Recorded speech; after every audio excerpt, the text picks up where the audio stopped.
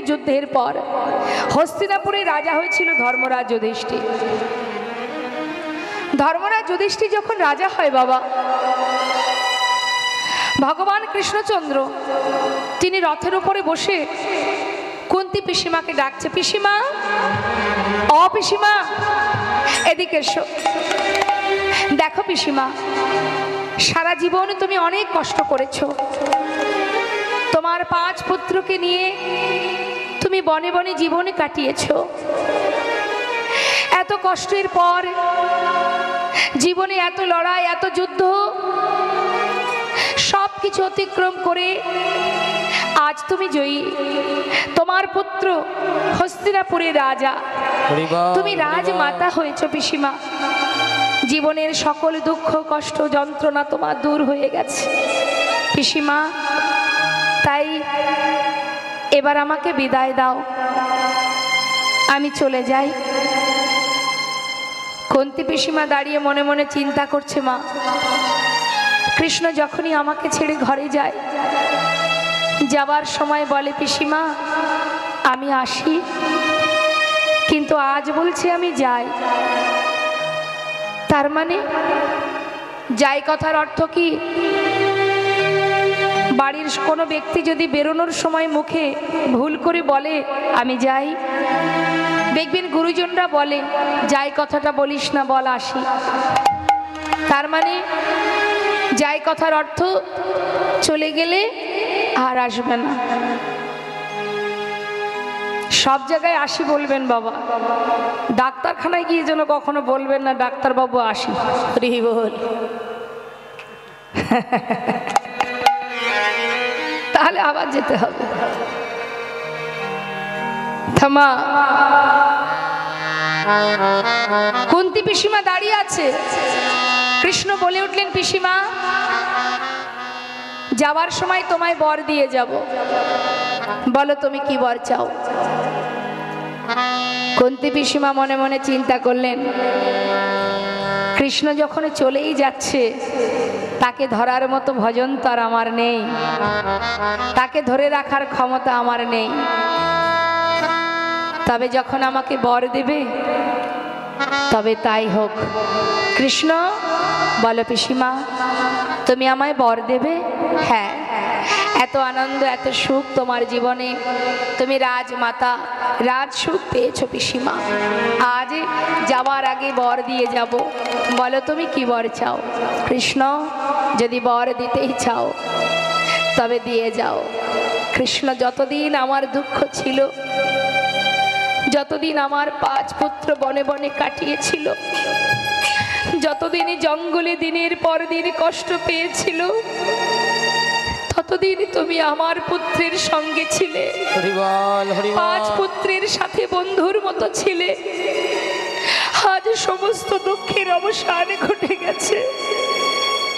তাই কৃষ্ণ তুমি আজ আমাদের ছেড়ে চলে যাচ্ছ, তবে দাও কৃষ্ণ, বর দিয়ে যাও। কি বর চাইলেন মা? কুন্তী পিসিমা এত কষ্টের পর ছিলে হস্তিনাপুরের রাজা, তারপরে আবারও দুঃখ চাইলেন, কৃষ্ণ যদি বর দেবে তবে এই বর দিয়ে যাও। আর যে কদিন এই ধরাতে বেঁচে থাকবো, যে কটা দিন এই পৃথিবীতে বেঁচে আছি, আর যত দুঃখ আছে, কষ্ট আছে, যন্ত্রণা আছে, বেদনা আছে, সবটুকু তুমি আমায় দিয়ে যাও। দাও কৃষ্ণ দাও। যে কষ্ট পেলে, যে দুঃখ পেলে, যে যন্ত্রণা পেলে, সারা জীবন তোমাকে কাছে পাওয়া যায়। হরিবল হরিবল। কৃষ্ণ সে সুখ তো আমি চাই না, যে সুখ পেলে কৃষ্ণ হারা হতে হয়। পাশে দাঁড়িয়ে আছে ভীম। ভীম বলছে, মা সারা জীবন কষ্ট পেলাম, কত কষ্ট করেছি আমরা তোমাকে নিয়ে, এতগুলো দিন পর দাদা সবে মাত্র রাজা হলো, তুমি আবার কেন দুঃখ চাইছো মা গো? তোমার কি দুঃখ পেয়ে স্বাদ মেটেনি? মা বলে উঠলেন, ওরে ভীম, দুঃখ ছিল বলেই তো কৃষ্ণ আমাদের সঙ্গে ছিল। আজ দুঃখের অবসান ঘটেছে, তাই কৃষ্ণ চলে যাচ্ছে। বল বাবা, একটিবার বল, হাজার দুঃখ পেয়ে কৃষ্ণকে নিজেদের কাছে রাখা ভালো, নাকি সোনার সিংহাসনে পেয়ে কৃষ্ণকে হারানো ভালো? চাই না আমি সেই সিংহাসন, চাই না আমি সে সুখ, যে সুখ পেলে কৃষ্ণ হারা হতে হয়। যুধিষ্ঠির, সিংহাসন ছেড়ে নেমে আয়। যে সিংহাসনে বসলে চিরতরে কৃষ্ণ হারা হতে হয়, সে সিংহাসন আমি চাই না। নেমে আয়, নেমে আয় বাবা, নেমে আয়। হরি বল। স্বয়ং ভগবান রথ থেকে নেমে কুন্তী পিসিমার কাছে এসে পিসিমাকে জড়িয়ে ধরেছে। পিসিমা, আমায় তুমি ক্ষমা করো পিসিমা, আমি বুঝতে পারিনি পিসিমা তুমি আমায় এত ভালোবাসো। পিসিমা, কথা দিচ্ছি আমি আমার জন্য সোনার সিংহাসন পরিত্যাগ করতে হবে না। পিসিমা, যখনই তুমি আমায় স্মরণ করবে আমি তোমার কাছে এসে দেখা দেব। কুন্তী পিসিমাকে সান্ত্বনা দিয়ে ভগবান কৃষ্ণচন্দ্র রথে বসে চলে যাচ্ছে। হঠাৎ আর এক মা চিৎকার করে উঠলেন, মাধব,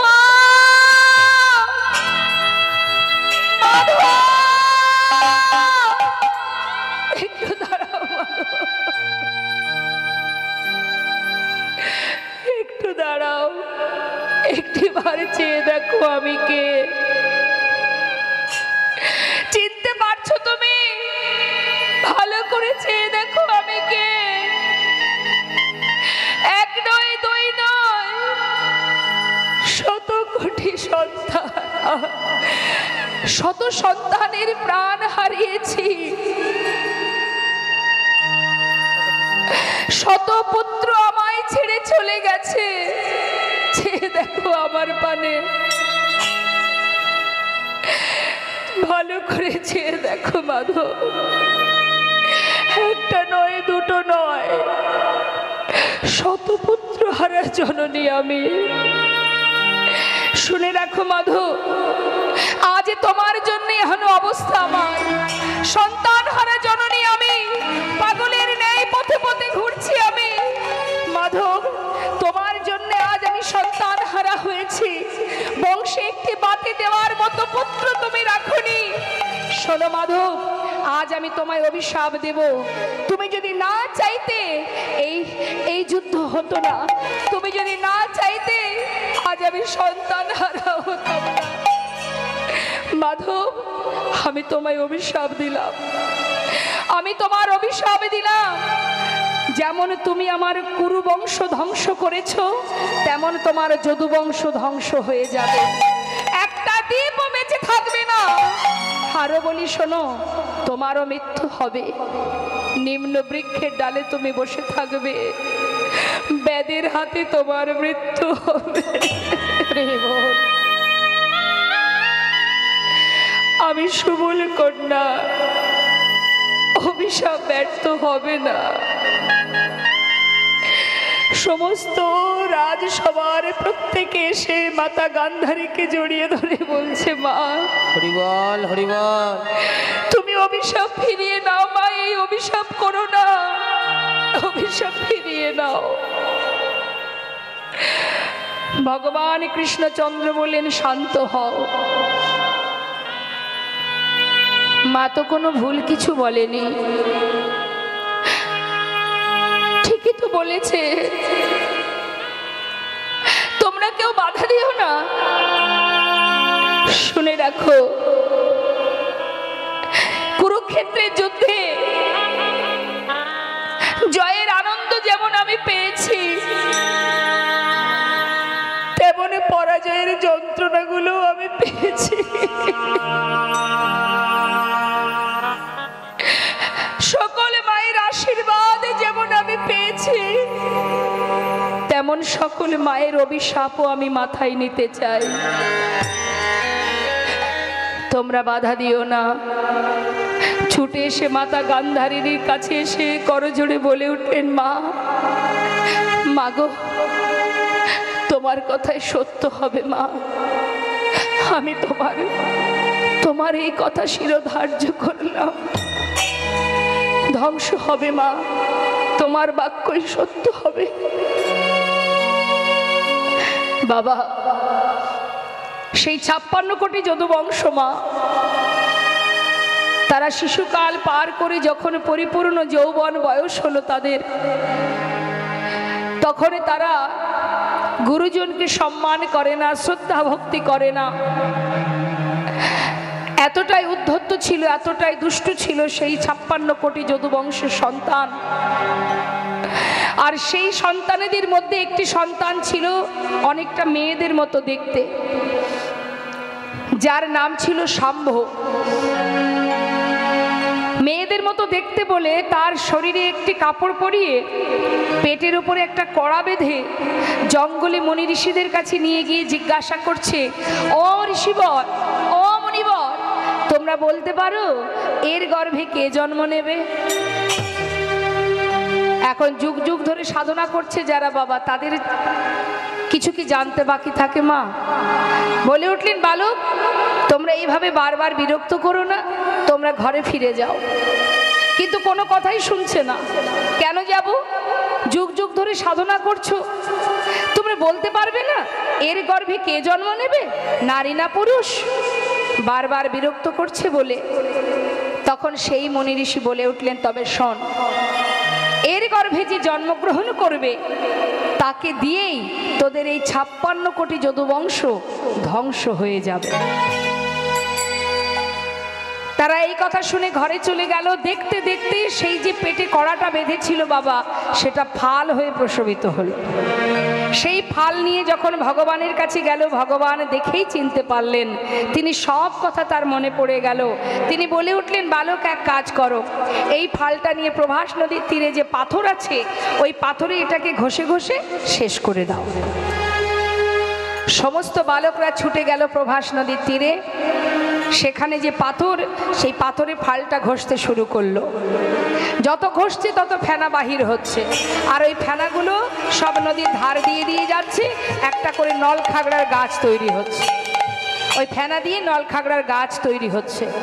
এইভাবে ঘষতে ঘষতে যখন বাবার এতটুকু বাকি আছে, তখন মনে মনে চিন্তা করছে ছোট ছোট বালকরা যে এইগুলো এটুকু দিয়ে আর কি বা হবে, তাই সেটাকে তারা জলের মধ্যে ফেলে দিল। আর জলের মধ্যে যখন ফালটা ফেলে দিয়েছে, ওই জলের ভিতরে ছিল একটি মাছ, রাঘব বোয়াল। সে কি করেছে, সেই ফালটাকে গিলে ফেলেছে। এদিকে ধীবরেরা মাছ ধরতে গিয়ে সেই জালের মধ্যে মাছটাকে পেয়েছে, তীরে তুলে সেটাকে কর্তন করা মাত্রই পেটের থেকে ফালটা আবার বাইরে বেরিয়ে এসেছে। সেই ফালটা নিয়ে ধীবরেরা কি করবে? ধীবরেরা সেই ফালটা নিয়ে জঙ্গলের মধ্যে ফেলে দিল। আর সেই ফালটা কুড়িয়ে পেল জরা নামের এক ব্যাধ। এই জরাকে মা, এ হচ্ছে বালিপুত্র অঙ্গদ। যখন প্রভু রামচন্দ্র মা সীতাকে উদ্ধার করার জন্য বালিকে পিছন থেকে তীর মেরে হত্যা করেছিল, তখন অঙ্গদ জানতো না যে তার পিতাকে কে হত্যা করেছে। কিন্তু অঙ্গদ প্রভু রামচন্দ্রকে বিভিন্নভাবে সহযোগিতা করেছিলেন মা সীতাকে উদ্ধার করার জন্য। তাই প্রভু রামচন্দ্র খুশি হয়ে বলেছিল, অঙ্গদ, তুমি যেভাবে আমাকে সহযোগিতা করেছো, তোমার সেবায় আমি খুশি, তাই আমি তোমাকে বর দিয়ে যাব। বলো তুমি কি বর চাও?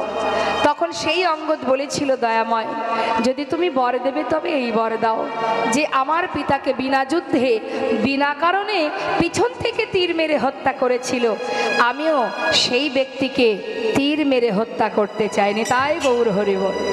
ভগবান বললেন, তথাস্তু, তোমার মনোবাঞ্ছা পূর্ণ হবে। সেই অঙ্গদই কিন্তু বাবা এই দাপর যুগে জরা নামের ব্যাধ। সে তো পাখি ধরতো বাবা, এখন ওই জঙ্গলের মধ্যে ফালটা পেয়ে মনের আনন্দে তীরের আগায় বিঁধে রেখেছে। কেন? তাহলে পাখি মারতে আরো ভালো হবে। সেই ফাল দিয়েই কিন্তু প্রভুর চরণে মাছরাঙা পাখি ভেবে এই যজ্ঞ সম্পন্ন হবার পর, প্রভাসের তীরে যজ্ঞ সম্পন্ন হবার পর 56 কোটি যদুবংশ তারা ওই নদীর তীরে, প্রভাস নদীর তীরে, তাদের মধ্যে কথা কাটাকাটি হতে হতে তারপরে হবে মারামারি, আর মারামারি হতে হতে হবে লাঠালাঠি। এখন লাঠি কোথায় পাবে? ওই যে নলখাগড়ার গাছ, যেটাকে যে মারবে সেই ভূমিতে পতিত হবে। আর ভগবান যজ্ঞ সম্পন্ন করে সে নিম্ন বৃক্ষের ডালে বসে চরণটা তার দুলবে, আর চরণটাকে মাছরাঙা পাখি ভেবে এই জরা নামের ব্যাধ যখন তীর ভেদ করবে, ভগবান ভূমিতে পতিত হবে। সব কিছু সাজানো গোছানো হলো বাবা, ভগবান চলে গেল দ্বারকায়। আর বৃন্দাবনের কি অবস্থা আমরা পদাবলী দিয়ে একটু ছোট করে শ্রবণ করব।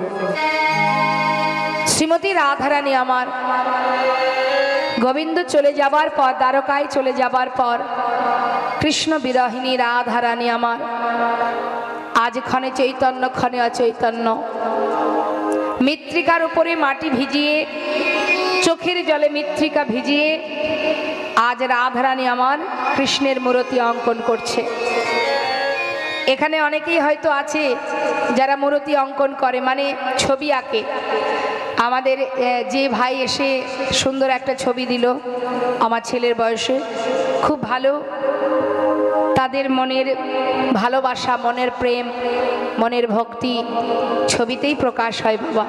হ্যাঁ, তা রাধারানীও চিত্র অঙ্কন করছে বাবা। কিভাবে আঁকছে আমরা শুনবো। আহা কৃষ্ণ কৃষ্ণ বলি কাঁদে বাহু তুলি, মরমে দারুণ ব্যথা গো। কৃষ্ণ কৃষ্ণ বলি কাঁদে বাহু তুলি, মরমে দারুণ ব্যথা। মৃত্তিকায় পারে মূর্তি আঁকিয়া, কহে তার শনে কথা। মৃত্তিকার উপরে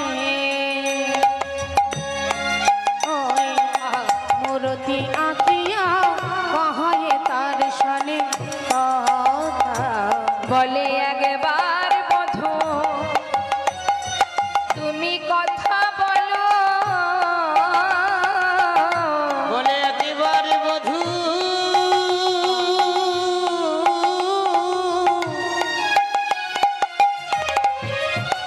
তুমি কথা বলো। ফিরে আসো কিবা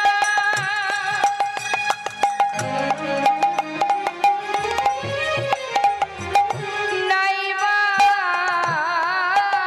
আসো, একবার বধূ তুমি কথা বলো, ফিরে আসো কিবা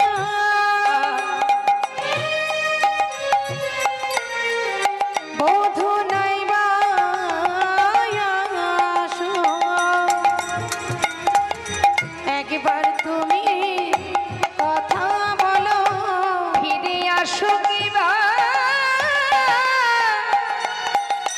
নাইবা আসো, একবার বধূ কথা বলো। ফিরে আসো কিবা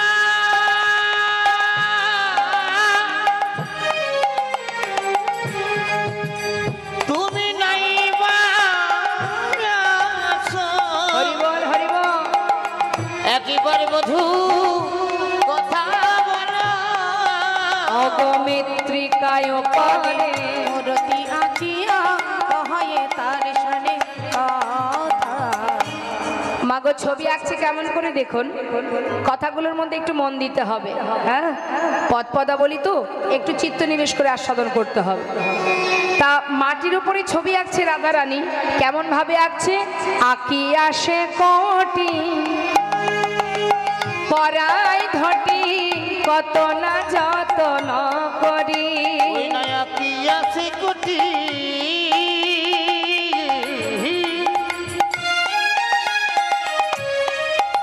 ওই না পরাইয়া ধটি, কত না যতন করি। নাভি সরোবর আঁকিল তার পার, কত না যতন করে।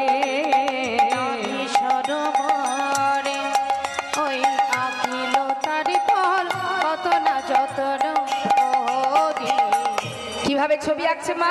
আঁকি আসে কোটি পরায় ধটি, মানে কোমরটা আগে এঁকেছে। যারা ছবি আঁকে বাবা, দেখবেন মানুষের ছবি আঁকতে গেলে হয় মস্তক থেকে আঁকতে হয়, আর না হলে চরণ থেকে আঁকতে হয়। কিন্তু রাধারানী আঁকছে কোথা থেকে? কোমর থেকে, মাঝখান থেকে। যেই না এঁকেছে সখীরা চেপে ধরেছে।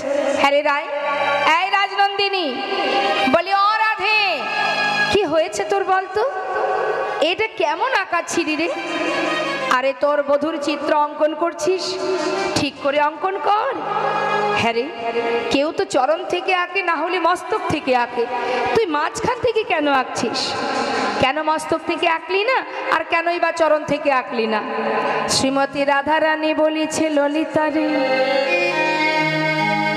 আমি কেন জানি সে বদন আঁকি নাই,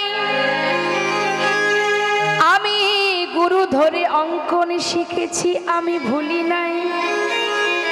তাহলে মস্তক থেকে আঁকিসনি কেন? যদি আগে আমার বধূর বদন আঁকি। আমার পরাণে বধূর ওই যুগলি নয়নে, ওই জোড়া ভরু বাঁকা নয়ন, যদি একবার আমার চোখে পড়ে, আর আমি অঙ্কন করতে পারবো না। আমার দুটি নয়নে জলে ভরে যায়। তাহলে চরণ থেকে কেন করলি না? হরি ললিতা রে, যদি আমি চরণ আঁকি, এই বৃন্দাবনে আমার পরাণ বধূ আমায় ছেড়ে চলে গেছে। যদি আবার আমি চরণ আঁকি, সেও যদি আমায় ছেড়ে চলে যায়, আমি কি নিয়ে এই ব্রজে রইব? আমি কি নিয়ে বল ব্রজে রহিব? চরণ দিলে যদি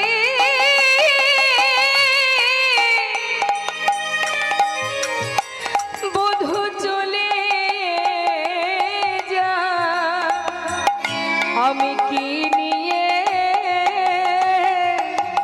এই ব্রজে রইব? চরণ দিলে বধূ,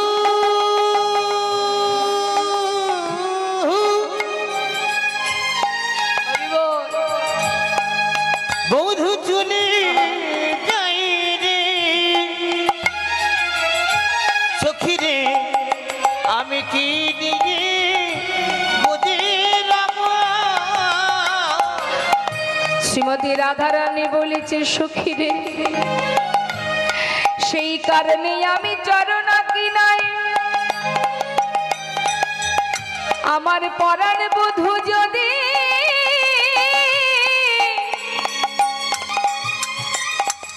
ছেড়ে চলে যা, আমি কি নিয়ে এই ব্রজে রইব? তাই গৌর হরি বল, হরি বল, হরি বল। আমি কেমন করি বুঝে রহিব? আমার বধূ যদি চলে যায় গো, আমি কেমন করি বুঝে রহিব? বধূ যদি চলে যায় গো, আমি কেমন করি বুঝে রব? কি নিয়ে ব্রজে রহিব? আমি আঁকিনি সখী। সখীরা বলে উঠলেন জয় রাধে রাধে রাধে। এমন হরিদাসী কৃষ্ণদাসী আর কে বা হবে বৃন্দাবনে। হ্যাঁ রে রাই, এরপরে কি আঁকবি? শ্রীমতী রাধানী বলছে দেখবি বাহু দুটি আঁকি ছলো ছলো আঁকি, আহা দেখো বাঁশিটি দিল সেই করে। ওই না বাহু দুটি আঁকি ছলো ছলো আঁকি বাঁশিটি দিল সেই করে। আবার নাভি সরব, আবার কণ্ঠ কুম্ভ কিবা অনুপম শোভা অগয়া কিল পরে পরে। কণ্ঠ কুম্ভ কিবা অনুপম শোভা আঁকিল তারপরে পরে। বাবা দুটি হাত এঁকেছে শ্রীমতী রাধারানী, মাটির উপরে সুন্দর করে দুটো হাত এঁকে বধূর হাতে একটা বাঁশি এঁকে দিয়েছে। বাঁশি এঁকে দিয়ে কণ্ঠটা এঁকেছে। আর কি বাকি আছে বাবা? বদনটা। যেই না বদন আঁকা হয়ে গেছে মা, বদন আঁকা মাত্রই সেই বদনে নয়নে দিয়ে নিজের বদনটা রেখে চোখের জলে বুক ভাসিয়ে কাঁদছে আর বলছে বধূ গো, ভালোবাসো বা না বাসো, আসো বা না আসো, একবার কথা তো বলো বধূ, একটি বার কথা বলো। মুখে মুখ দিয়া কাদিয়া কাদিয়া কহই তার সনে কথা। ওই না মুখে মুখ দিয়া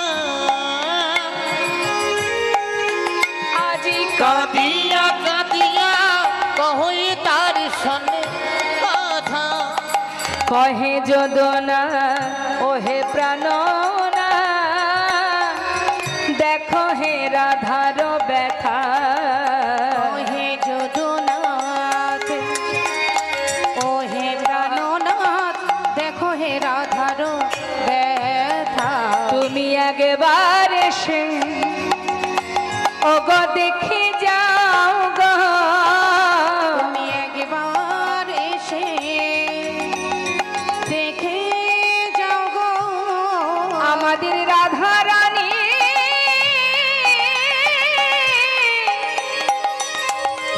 রাধা রানী কেমন আছে। তুমি একবার এসে দেখে যাও গো। তোমার রাধা রানী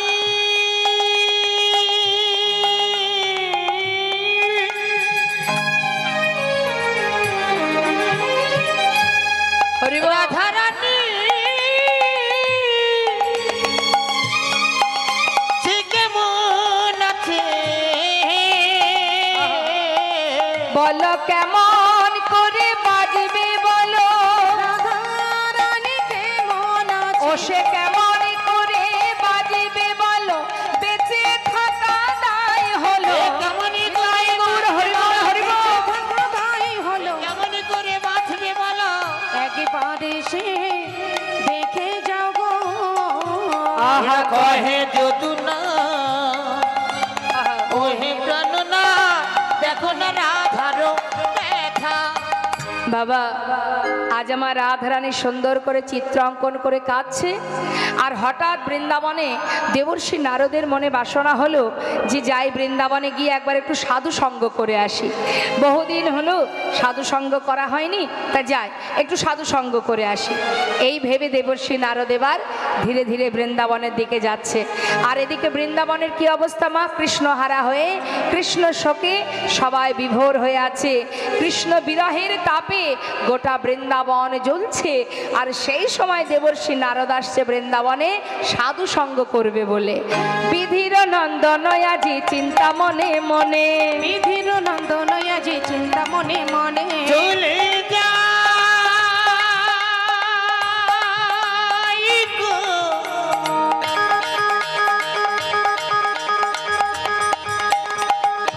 ওই নারদের ঋষি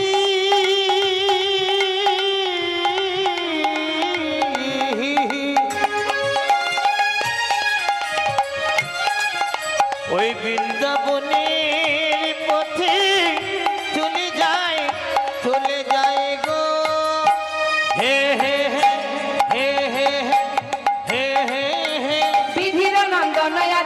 চিন্তা মনে মনে ওই না বিভিন্ন নন্দনে আজি চিন্তা মনে মনে কোথা রহু কৃষ্ণ ভক্ত হেরিব নয়নে কোথা রহু কৃষ্ণ ভক্ত হেরিব ওই নয়নে না কোথায় রহু কৃষ্ণ ভক্ত হেরিব নয়নে আহা এত চিন্ত দেবী ঋষি ঢেকিতে চড়িয়া এত চিন্ত দেবী ঋষি ঢেকিতে চড়িয়া দেখিতে দেখিতে যায় উলসিত হইয়া দেখিতে দেখিতে যাই উল্লসিত ওই হইয়া না দেখিতে দেখিতে যাই উল্লসিত হয়ে আহা আনন্দ ধরে না আনন্দ ধরে না আনন্দ ধরে না আনন্দ ধরে না সাধু সঙ্গ পাবে বলে আনন্দ ধরে না ওই সাধু সঙ্গ পাবে বলে আনন্দ ধরে না। আজি ভক্ত সঙ্গ করবে বলে আনন্দ ধরে না আজ ভক্ত সঙ্গ করবে বলে আনন্দ ধরে না আহা দেখিতে দেখিতে যায় উলসিত হইয়া দেখিতে দেখিতে যাই উল্লসিত ওই হইয়া না দেখিতে দেখিতে যাই উল্লসিত হইয়া চারিদিকে দেখতে দেখতে যাচ্ছে কোথায় গেলে বৃন্দাবনে সাধু সঙ্গ পাবো বহুদিন হয়েছে সাধু সঙ্গ করিনি